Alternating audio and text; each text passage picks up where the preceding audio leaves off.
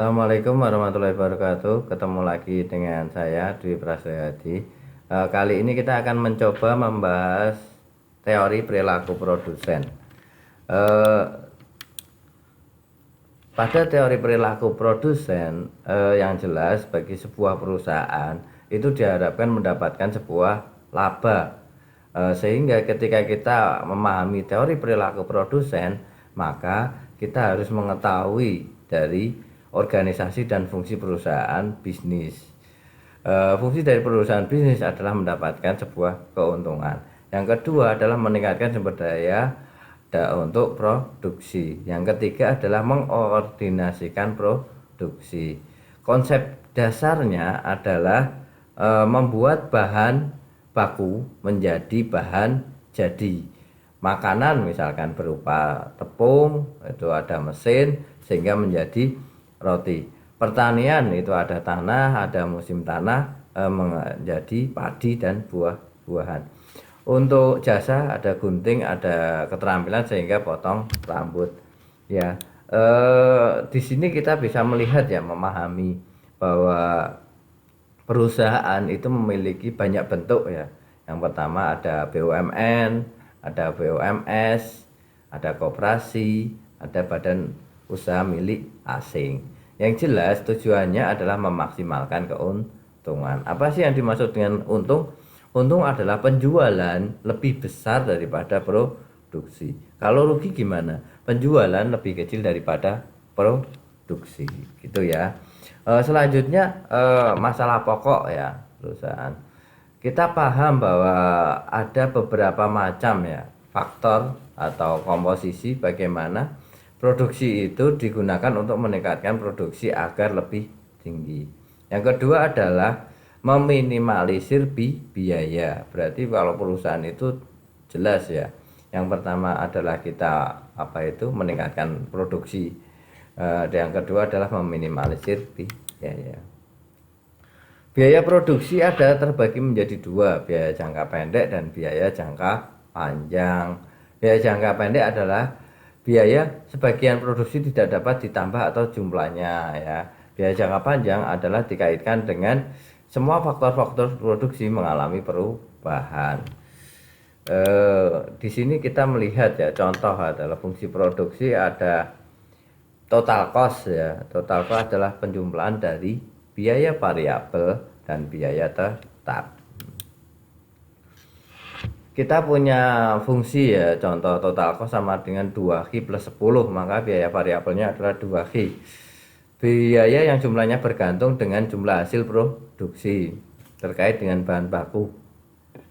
Berarti di dalamnya ada Q-nya, tenaga kerja dan yang lain sebagainya. Biaya tetap adalah fixed cost adalah 10, berarti biaya yang jumlahnya tidak tertentu, yang tidak tergantung pada jumlah produksi atau sewa gedung, contohnya sewa gedung, mesin dan penyusutan. Contoh ya, misalkan perusahaan kita misalkan penjual gorengan misalkan, penjual gorengan tapi punya 1000 cabang kan bagus ya.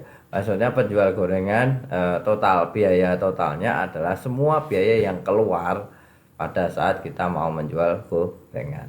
Ternyata ada biaya variabel. Biaya variabel apa? Biaya yang jumlahnya tergantung dengan jumlah hasil produksi, bahan baku, tenaga kerja dan lain sebagainya. Contoh apa? Bahan baku misalkan tempe, ada tahu, terus pisang, tepung, minyak goreng. Nah, itu adalah biaya variabel. Ketika berubah produk yang dihasilkan, maka akan berubah pula jumlah bahan baku yang harus dipunyai. Biaya tetap adalah biaya yang tidak bergantung pada biaya produksi, misalkan sewa gedung, mesin dan lain sebagainya. Contoh soal di sini kita paham ya, total cost sama dengan 2Q plus 2000, berarti 2Q itu yang bergantung ada Q-nya, itu adalah biaya variabel.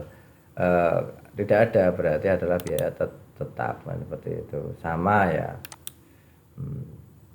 Pangkat 3 juga sama. Yang ada Q-nya itu biaya variabel. Yang tidak ada atau FC-nya fixed cost biaya tetapnya adalah 0. Nah, itu tidak apa-apa. Ini adalah grafik ya, biaya total cost sama dengan total variable cost tambah total fixed cost, seperti itu ya. Biaya rata-rata ya, sekarang kita akan mencoba memahami biaya rata-rata. Apa sih yang dimaksud dengan biaya rata-rata? Biaya rata-rata adalah semua total cost dibagi dengan jumlah unit per unit ya. Total cost sama dengan total fixed cost tambah total variable cost dibagi dengan jumlah unit ya. AC adalah total cost dibagi H. AVC total cost bagi variable cost dibagi G. AVC fixed cost, total fixed cost dibagi G, sehingga munculnya AC sama dengan AVC plus AFC itu ya. Latihan lanjutan sama ya, pangkat 3 pun sama. Biaya tetap maupun biaya variabel itu sama, yang ada kuantitasnya itu sama. Sekarang selanjutnya marginal cost. Marginal cost adalah tambahan biaya total sebagai akibat tambahan satu satuan unit output ya. Kita melihat bahwa Y sama dengan A X pangkat N, maka determinan Y dibagi determinan X ya, atau turunan ya, daripada ini rumusnya turunan A kali N X N min pangkat X N min 1. Contoh ya, 2Hi plus 2000 yang diturunkan DTE C dari Hi adalah 2 kali 1 Hi, berarti 1 kurangi 1, sehingga muncullah 2 seperti itu ya. Bisa dipahami ya. Contoh lagi yang kedua, 0,2 Hi kuadrat plus 500 Hi plus 8000, maka turunannya adalah marginal costnya adalah 0,2 Hi dikali 2 dalam kurung Hi 2 min 1, sehingga menghasilkan 0,4 Hi plus 500 kali 1 Hi atasnya berapa, 1 kurangi 1, sehingga 0 ya, berarti 500 saja. Ini adalah contoh yang kedua, bisa dipahami ya. Sehingga kita melanjutkan dari total output di sini ya. Nah, ini sama, ini juga sama paling tidak teman-teman. Nah, ini paling tidak teman-teman harus bisa mengerjakan, tinggal sesuaikan dengan rumusnya. Itu saja yang bisa saya berikan. Apabila ada kesalahan dan kekeliruan, saya selaku pribadi minta maaf. Kita tutup ya. Wassalamualaikum.